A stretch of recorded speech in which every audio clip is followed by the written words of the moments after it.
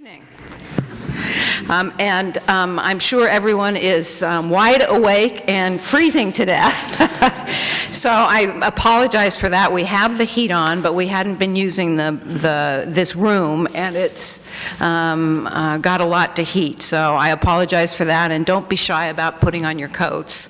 The discussion and the lecture will warm you up, I am sure. My name is Hadi Qazwini, and I'm the president of Hartford Seminary, and I'm very glad to welcome you here tonight. This lecture is one of a series of lectures sponsored by the Imam Ali Chair for the study of Shia Islam and dialogue among Islamic schools of thought. Our speaker, Hadi Qazwini, is an educator, a public speaker, and a lecturer in Islamic studies. For over a decade, he has educated audiences across the United States and other parts of the world on topics related to Islam. Hadi is a graduate of the Shia Islamic Seminary in Qom, where I've visited a number of times, actually, where he received training in the traditional religious sciences under the guidance of many prominent Islamic scholars.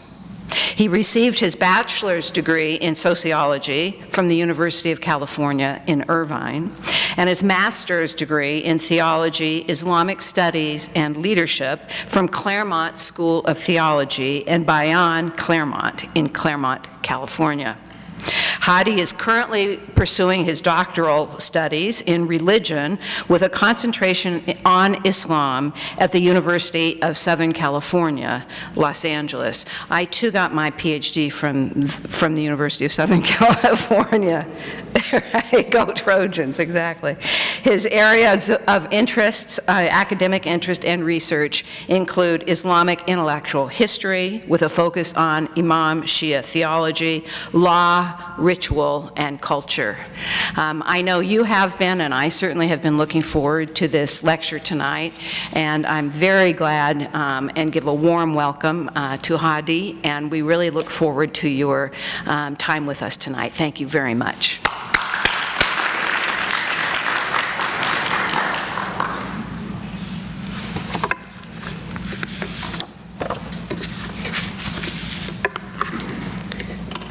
In the name of God, most gracious, most merciful, ladies and gentlemen, good evening. I'd like to begin first by thanking Hartford Seminary, President Hatzel, Dr. Ayub, Dr. Shakibai, Susan, and all of you for joining here tonight. It's a pleasure to be here. In Islamic jurisprudence, there's a famous maxim that says that whenever there is water available for ritual purity, you may not use dust. And so in the presence of esteemed scholars and experts such as Professor Ayub and others, I do feel out of place standing before you here. But since I've been asked to be here, it's a pleasure to be here. And I thank you all for joining. My lecture tonight will focus on presenting an overview of Imamology in Twelver-Shi'ite Islamic thought. Due to the constraint of time and the complexity of this doctrine, I will not be presenting other Shiite viewpoints, that is, those of the Zaydis and the Ismailis, which form two minority branches within Shi'ism today. Imamology, in Arabic al-imama, or the belief in the special nature, status, and authority of the Imam or the divine guide or leader, forms the bedrock of Twelver-Shi'ite worldview. In fact, it may even be argued that Imamology is the most important, yet also the most misunderstood doctrine within Islam as a whole. The 6th Islamic or 12th century of the Common Era scholar Ash-Shahristani, in his famous heresiographical work Al-Milal wa-Nihal, which is the book of sects and creeds, he has noted that, quote, the greatest conflict between the ummah, meaning the Muslim community, is the conflict over the imamate. For there has been no other religious principle in which the sword has been raised more within Islam than concerning the imamate, end quote. At the outset, it must be stated that imamology is a very intricate and complex concept that cannot fully be elucidated in the time that we have tonight. It is therefore necessary that we focus our attention on some of the most important elements of this doctrine. It must also be noted that imamology is intimately linked to two other important Islamic doctrines: divine grace, or al-lutf, and prophetology, or an-nubuwah. As such, I will begin my discussion first by introducing these two doctrines before proceeding forward with a discussion on imamology and its attendant doctrines. The Twelver-Shi'ite tradition considers God's creation of the universe and everything within it, including humankind, to be a blessing from God. The famous Twelver-Shi'ite scholar Al-Muhaqqiq Al-Hilli, who dies in 676 or 1277 of the Common Era, states that the reason for this belief, that is the belief that the creation and everything within is a blessing from God, is twofold. First, that the creation of human beings is undoubtedly advantageous to humans by virtue of their being alive and capable to act. And second, because God's actions are inherently good and cannot be conceived of as being anything but good. Of course, one may object to this by stating that some, if not all people, experience pain and difficulty in their lives. So how is it possible that their creation and existence is beneficial or advantageous? To this, Al-Muhaqqiq Al-Hilli responds that God bestows compensations, or iwad in Arabic, for any difficulties that people experience in their lives, so that the difficulties are inundated or drowned out with compensation, thus leading ultimately to a benefit. Thus, God's creation of humanity is considered to be a blessing and advantageous for human beings.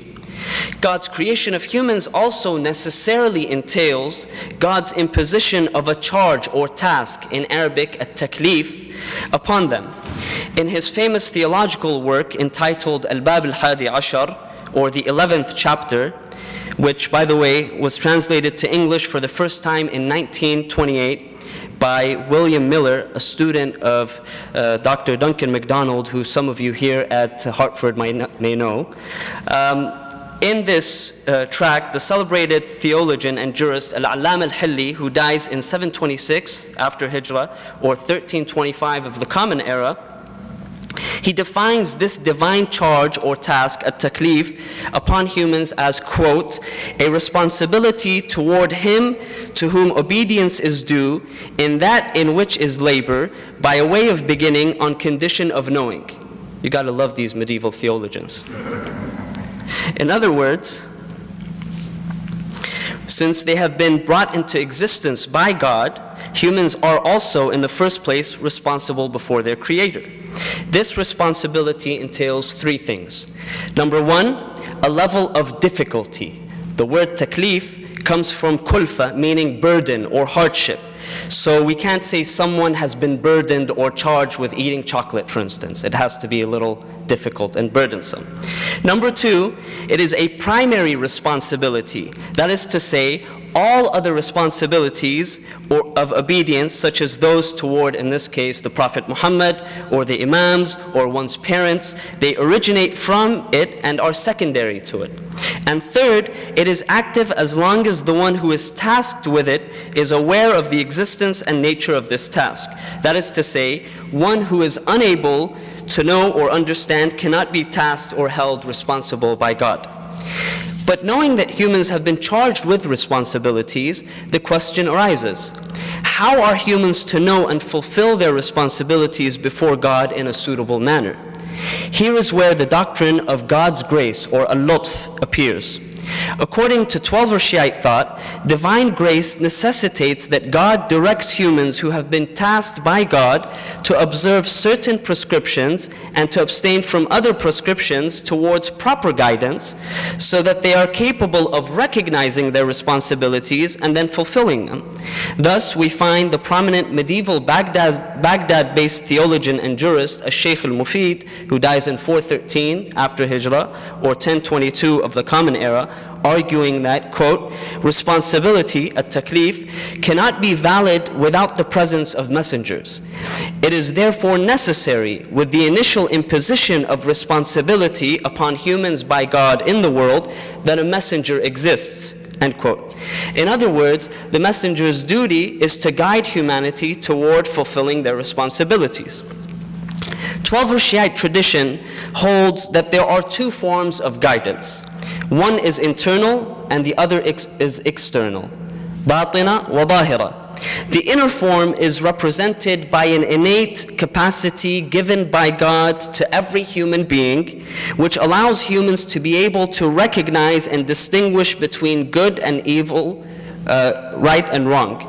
This innate capacity is sometimes referred to as the primordial nature, or al-fitra. For example, the Quran states, "O Muhammad, set your face toward religion in an upstanding manner, in the primordial nature from God upon which He originated humankind."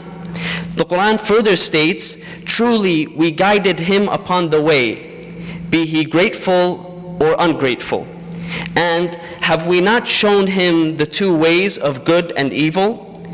Thus, every human has been equipped with an internal guide or compass that allows one to recognize one's responsibility toward God. However, sometimes the internal guide may become corrupted or may malfunction, or it may require an additional level or an additional aid in arriving at a more comprehensive understanding of its responsibilities and how exactly to fulfill them. This is why, in addition to inner guidance, humans have also been gifted with an external or manifest guide. Oops. Sorry about that.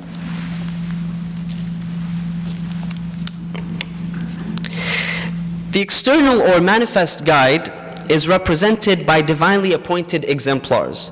That is to say, prophets and messengers who have been chosen and inspired by God with divine revelations to guide humankind. Here's where the doctrine of prophetology, or an-nubuwah, comes into play. Al-Allama al-Hilli, our medieval theologian, defines the prophet and nabi as, quote, a human being who brings forth a message from God without the mediation of another human being, end quote. So first, the prophet must be a human being and not some other creature. The Quran states, quote, "Say, O Muhammad, I am only a human being like you," end quote. Secondly, the prophet receives divine revelations without the mediation of another human being, that is to say, directly from God, either through an angel or in a dream or similar means of inspiration. The second part of the verse that I just quoted states, quote, "I am only a human being like you, but I receive revelations," end quote. But just how are humans to verify that someone who claims prophethood is a true prophet? First, the prophet must be able to perform miracles, or al-mu'jiza. That is to say, supernatural acts that accompany and confirm his claim to prophethood. The Quran describes some of the miracles of the prophets, such as Moses' transformation of his staff into a serpent and his splitting of the sea, Jesus' bringing the dead back to life and healing of the sick, and Muhammad's bringing forth the inimitable Quran. These miracles served as proof for the prophet's claims of prophethood and divine inspiration. Second, the prophet must be immune from all sin and absolutely error-free, or ma'soom. Al-Allama al-Hilli defines inerrancy as a hidden gift from God and as a hidden form of divine grace, or a lutf, bestowed upon the prophet by God that gives the prophet no incentive to forsake obedience and to commit sin, despite his having the power to do so. This is why the term inerrancy, I think, is a better translation than infallibility, because it retains the person's capability of committing a sin, but that he or she does not actually commit the sin. His reasoning for the existence and necessity of the doctrine of inerrancy is that without it, there can be no way to ensure the complete veracity of the prophet's message. In other words, if the prophet disobeys God or commits sins or errors, his followers cannot be led to the truth. this would defeat the purpose of sending the prophets in the first place, which is to guide humans to the truth. According to Twelver-Shi'ite thought, the inerrancy of the prophet must be absolute. That is to say, it must extend from the beginning of the prophet's life all the way to its end. It must also include abstinence from both major and minor sins, as well as all types of errors, including misjudgments and forgetfulness. Furthermore, the prophet must be al-afdal, or the best, or the superior among the people of his time. He must be superior to everyone else in his knowledge and in all other virtues. This is because the one who is inferior cannot have precedence over the one who is superior. In support of this notion, Al-Allama Al-Hilli employs the Quranic verse that states, quote, "Is the one who guides to the truth worthier to be followed, or the one who himself cannot find guidance unless he is guided by others?" End quote. Finally, the prophet must not possess any defects, neither in his moral character nor his physical capabilities. This is all because, according to Twelver-Shi'ite thought, the prophet's followers must be inclined to follow him, and his possession of defects would deter them from being absolutely inclined to listen to and to obey him. Now, after this long excursion into the doctrines of divine grace and prophetology, we are now ready to discuss imamology. Al-Allama Al-Hilli defines the imamate as a universal authority over both religious and worldly affairs. Before him, Shaykh al-Mufid introduced the Imam as the one who, quote, takes the place of the prophets in enforcing judgments, seeing to the execution of legal penalties, safeguarding the law, and educating humankind, end quote. This position of the place and authority of the Imam is derived from prophetology and is necessitated by divine grace. As for its derivation from prophetology, this is because the Imam is considered to be the successor of the Prophet, and his task is to elucidate the prophetic message and to ensure its protection and continuance after the demise of the Prophet. As successor to the Prophet, his function as the political and religious leader of the community is virtually the same as that of the Prophet. Thus, we find Shaykh al-Mufid state that, quote, Imamis, or Twelver-Shi'ites, are in agreement that every messenger, Rasul, is a prophet, Nabi, but not every prophet is a messenger. And that some of God's prophets were the guardians and protectors of the messages of earlier messengers. Furthermore, it is revelation, ash-shar', this is Shaykh al-Mufid continuing, furthermore, it is revelation, ash-shar', that prohibits the Imam from being considered a prophet, not reason, al-aql. This is due to the Imams having possessed the responsibilities of the prophets, end quote. In other words, if it wasn't for the revelatory affirmation of the finality of the divine revelation with the Prophet Muhammad and the negation of any prophet or messenger after him, for example, the Quranic statement, quote, Muhammad is not the father of any of your males, rather he is the messenger of God and the seal of the prophets, end quote, there would be no rational prohibition for the Imams to have been considered prophets. Thus, imamology is derived from prophetology. The imamate is necessitated by divine grace because just as God's grace entails sending prophets and messengers as external guides for humanity, it similarly entails the extension and continuation of this guidance after the prophet's departure. Just as the prophet's followers were in need of a guide during his lifetime, their need for a guide extends after his death. Shaykh al-Mufid states that all Imamis, or Twelver-Shi'ites, are in agreement that it is necessary for there to be an Imam at all times, or a divine guide at all times, who may be taken as a proof by God before his creation, and that the Imam's existence results in the complete benefit of religion. In addition to divine grace, this notion is supported by the Quranic verse, quote, for every nation or people there is a guide. Thus, the Imam functions as the divine guide, and there can never be a time on earth until the end of times without the existence of an Imam, and we will return to this point a little later. Therefore, Twelver-Shi'ites have argued for the characteristics of the Imam as being similar to those of the prophets or the messenger. The only major difference is that the Imam does not receive divine revelations or al-wahi, but acquires his knowledge through an intermediary, that is, immediately from the prophet or messenger himself, or from the preceding Imam, ultimately ending in the prophet or messenger. Thus, since the Imam's function is essentially the same as that of the prophet, and he is considered his successor, the Imam is considered to possess the same qualifications or characteristics as the prophet. That is to say, the Imam must, 1, be immune from all sins and error-free, ma'soom. Number 2, that he must be superior, al-afdal, in his knowledge and his virtues over the people of his time. And number 3, he must possess all noble virtues and no moral or physical defects. These characteristics must extend from the moment of his birth all the way until his death. Finally, the Imam must also be explicitly appointed by the prophet or messenger, or by his inerrant predecessor. That is to say, the Imam cannot be chosen by the people in the same way that the prophet or the messenger is not chosen by the people. Now, must the Imam necessarily be able to perform miracles like the prophets? Here there is a difference of opinion, with most Twelver-Shi'ite scholars suggesting that while it is certainly possible that God may allow an Imam to perform a miracle, this is not necessary, since what is necessary and sufficient is the explicit appointment or designation, a nas, of the Imam by God through the Prophet. As their name suggests, Twelver-Shi'ites believe in the existence of 12 successive Imams after the Prophet Muhammad.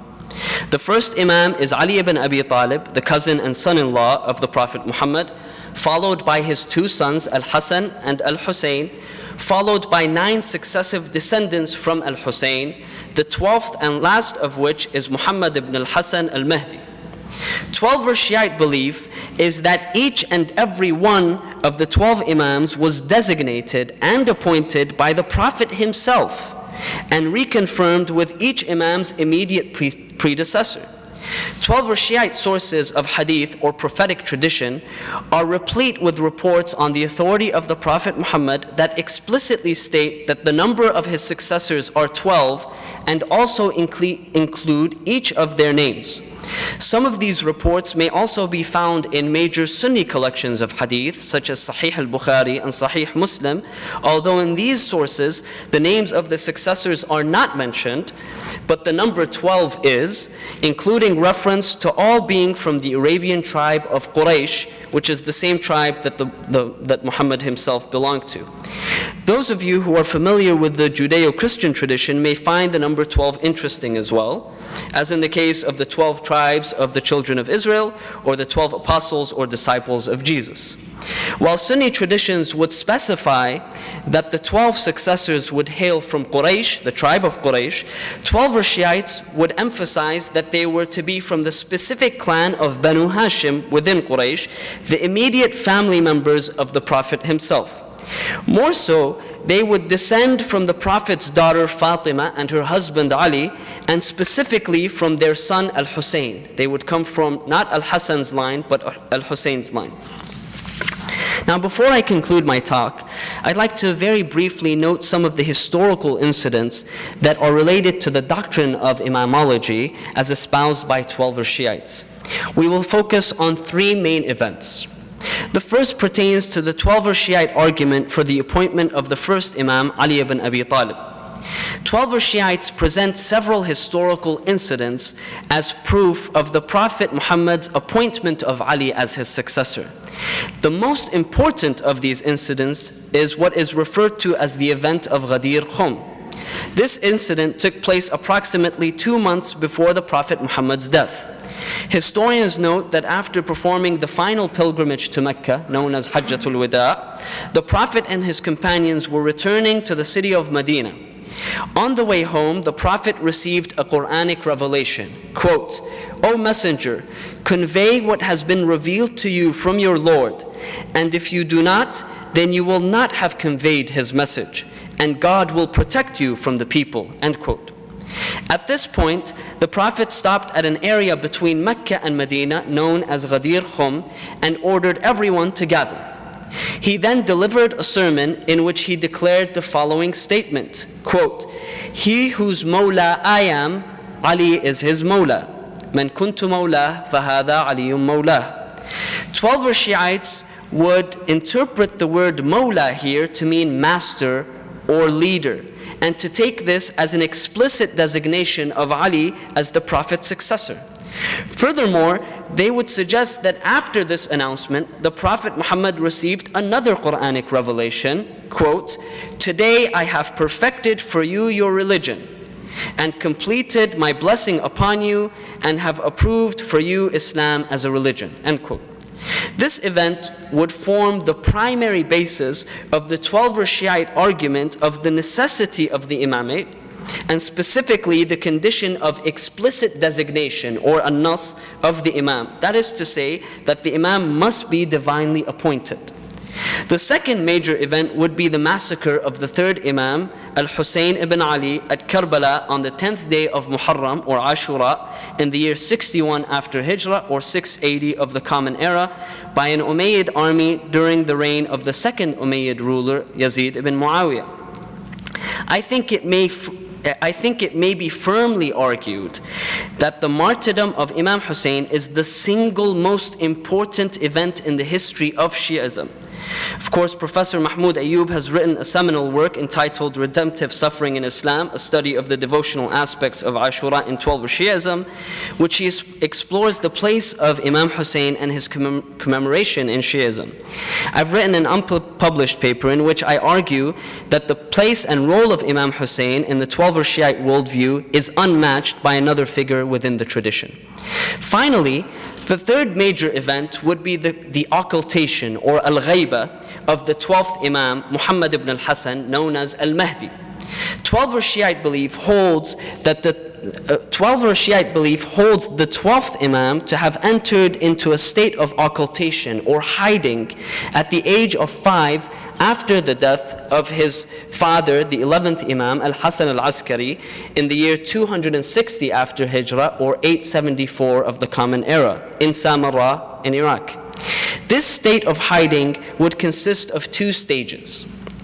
The first is known as the minor occultation or al-ghayba al-sughra and lasted for approximately 70 years from the year 260 to 329 after Hijrah or 874 to 941 of the Common Era.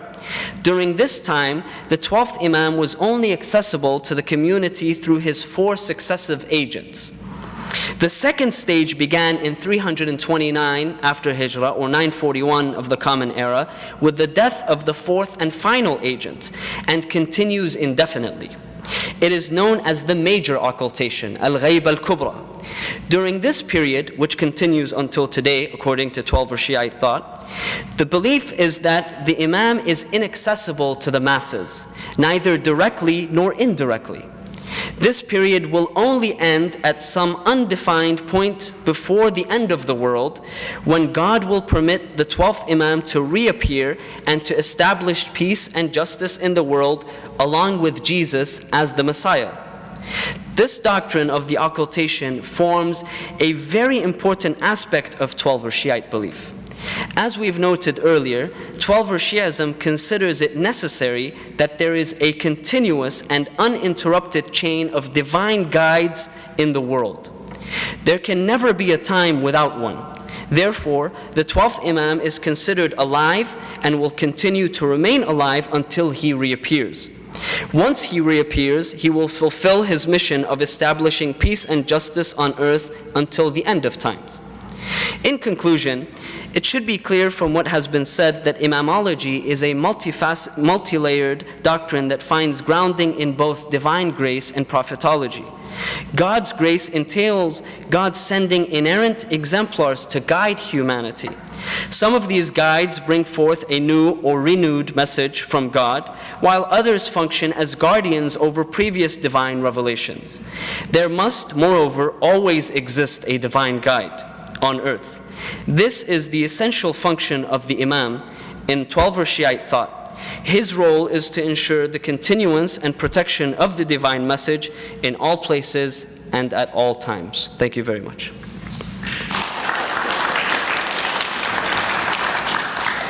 I think we'll open up the floor to questions, comments.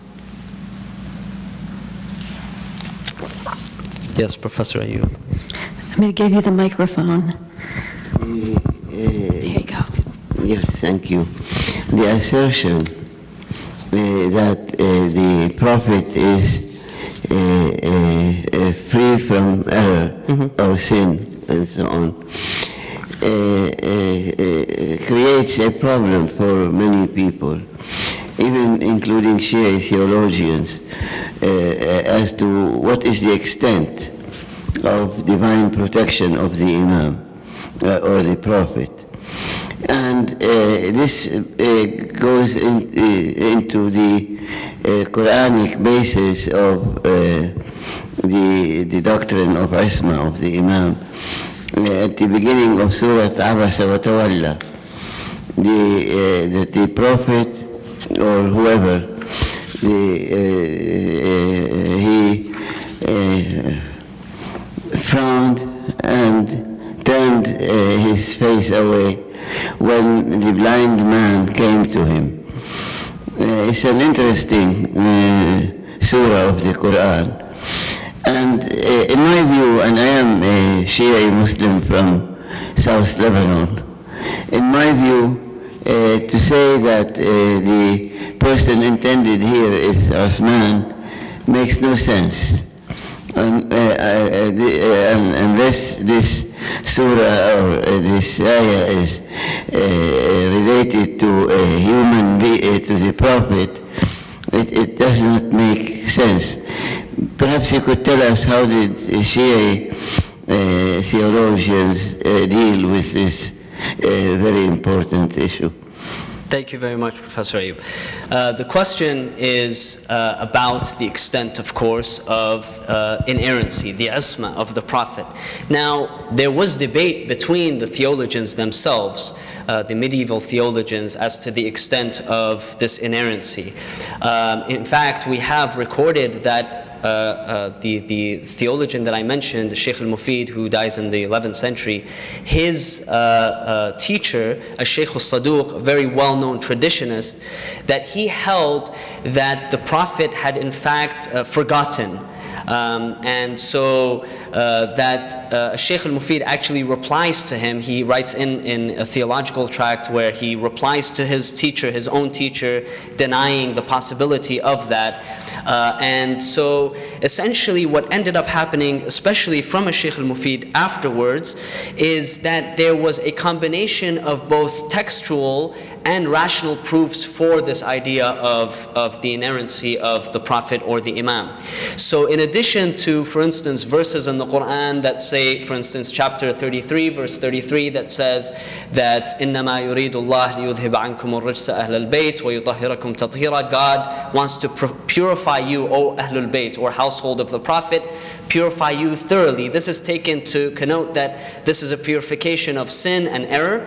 In addition to this, and other traditions within the Twelver-Shi'ite tradition, there is a rational conception that is given, or a rational reason that is given, and that is that if we were to open up the door even a little bit to mistakes, then what guarantees that other things that the Prophet says or does are not mistakes? How can I guarantee that if I accept that the Prophet has made a mistake here or an error here, how can I guarantee that the next time he reveals something to me that there's no mistake there? And so there's a rational sort of aspect to it. But this issue was debated between scholars, several scholars. It was only until later that this would actually be taken, absolute inerrancy would be taken as an essential aspect of the Twelver-Shi'ite faith and tradition.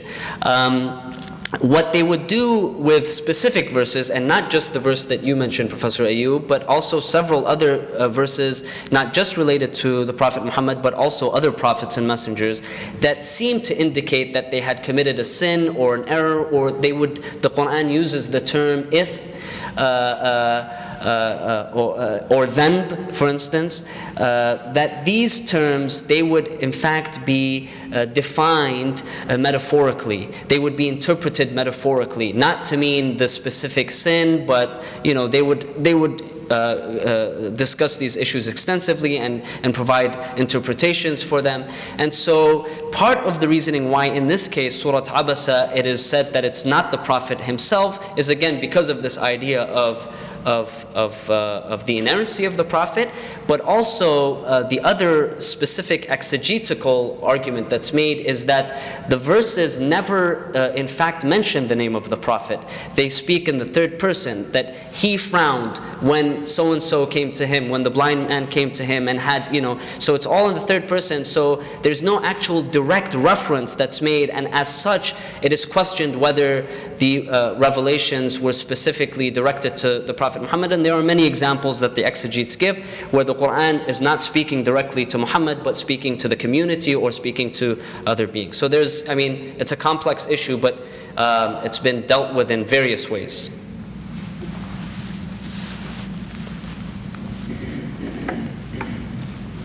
Any questions? Yes, sir.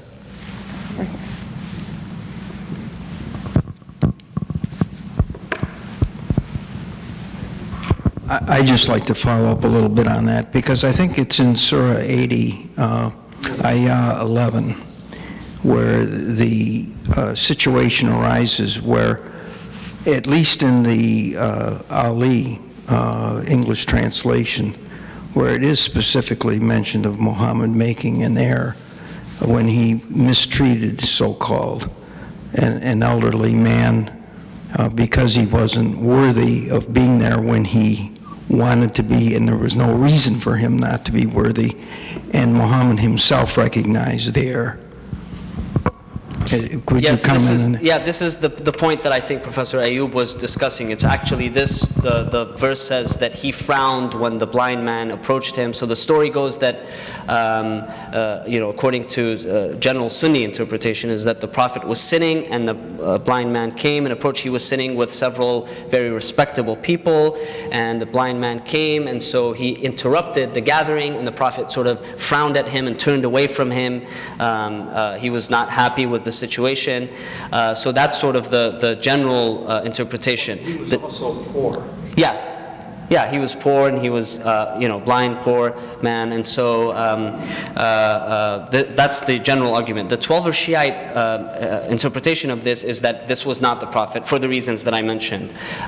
In addition to the Quran itself sort of really commending the Prophet, إِنَّكَ لَعَلَى خُلُقٍ عَظِيمٍ, you are of sublime character.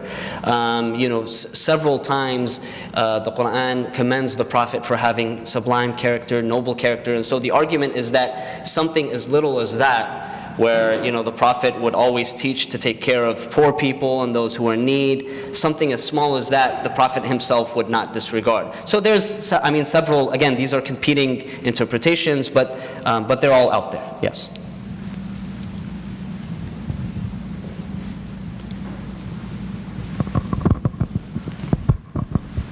You mentioned earlier that the difference between Imamology and Prophetology is that the Imams do not get the revelation. But then later on you also mentioned that the Imams were divinely appointed. So how were they divinely appointed? Like, was it a revelation or? Divine appointment of the Imams is actually, I mentioned this, I don't know if you caught this, that the Prophet himself, there's several traditions that the Prophet himself announced that not just Ali is my successor, but Ali and then his son Hassan and then Hussein and then 9 descendants of Hussein, and there's some traditions that actually give the name of each and every single one of them until the 12th. So there are those traditions that state that he specifically, the Prophet, and of course the Prophet being the messenger of God, doesn't act without, God's consent, essentially as the messenger of God. That is a divine appointment there. And so there's those, and then there's that argument, but then also that each specific Imam also reconfirmed the designation of his successor, and because this idea of the imam being inerrant, that means he's also, free from error, and so his appointment, his reconfirmation, if you will, of the imam is also, quote unquote, divine, because indirectly, it is linked to not just the Prophet's appointment, but then through that to God. I think Dr. Shakibai. Thank you very much. We really enjoyed it.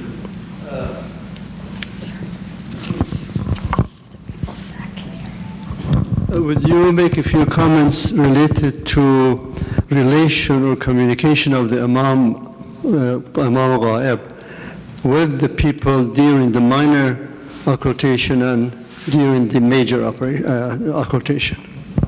So the tradition states that during the minor occultation, which lasted for about 70 years, just less than 70 years, that the Imam had appointed 4 successive agents, wukala or nuwab, and that each of them successively, their task was essentially to be an intermediary between the masses and the hidden Imam.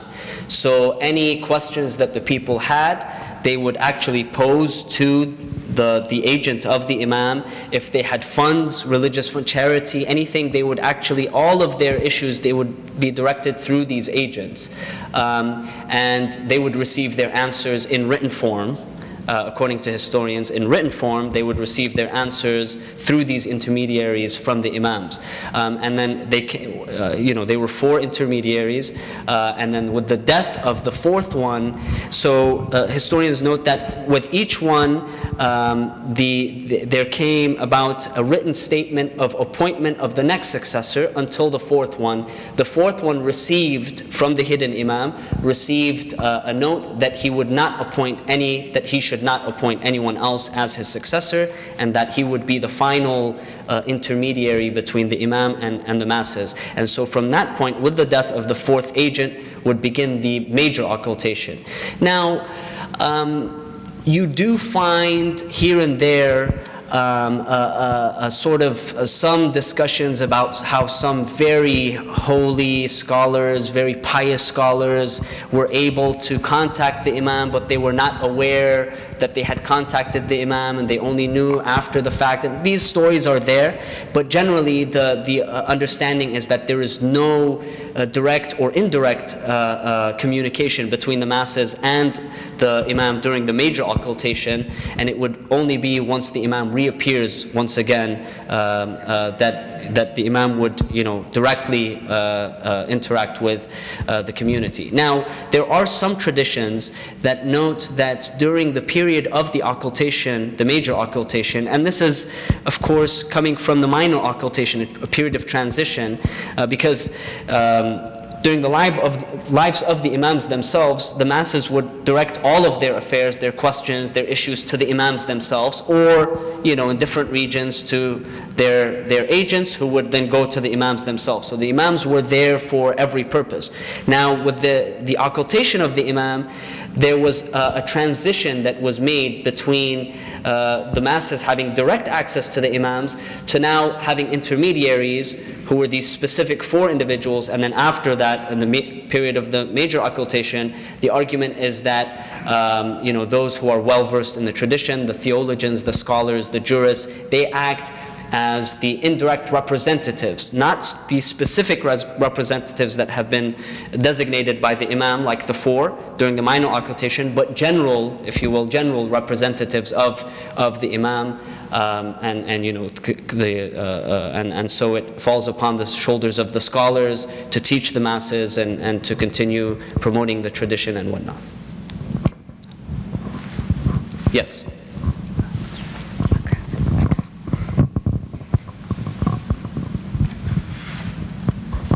You listed the certain criteria to be a prophet and to be an imam. So my question was one of the criteria is one of the criteria a physical component too? Since the prophets and the imams were human, were they perfect in the physical form also?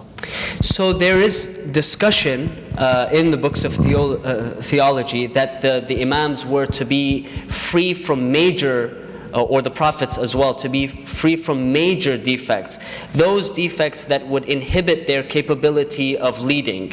So they may have become sick, they may have become ill, they may have experienced pain and difficulty, but that they are not supposed to be in a state where they are incapacitated from leading, from being leaders. And so that's sort of where the emphasis on the physical well-being, if you will, of the Imam and the Prophet is.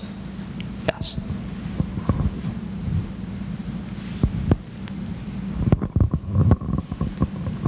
Another question here? Yes. Where's the largest group of Twelvers existing today in the world? The largest group of Twelvers, I believe, is in Iran, but they are scattered in Iraq, in Lebanon, in Bahrain, and other places all across the world. In South Asia, of course, yes, Pakistan, India as well, yes. Can I add something to the discussion? Absolutely. Because we are at the seminary where we study. I'm going to give you the microphone again so people can hear you. And Christian relations. This is very important. There is probably we would call it a myth that through divine arrangement, I won't go into the whole story, the 11th Imam, Hassan al-Askari, married a slave girl who turned out to be the daughter of the Greek emperor, a Christian. And he married her with the agreement or blessing of Jesus and his mother and the Prophet Muhammad and his daughter Fatima, who is the ancestor of the Imams. And so the French writer Henri Corbin, who did a great deal on Shi'ism, sees a morale in this story that gives the Shi'i community a way into carrying on important dialogical relations. So they translate the text about the girl who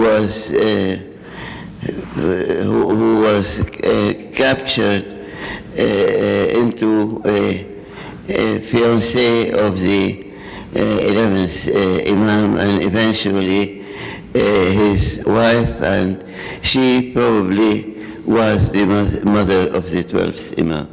So there is a very important Christian Shi'i Muslim relationship here that is open for examination. Yes, absolutely. Thank you. And to add to that, of course, the belief that the Twelver-Shi'ite belief that the 12th Imam reappears alongside Jesus, and together, they bring peace and justice to the world. And I think that in that belief, there's much to be said as well. So yes, absolutely. Thank you. So I think we can continue the conversation now and get some food that's in the back. And thank you all so much for coming. Thank you.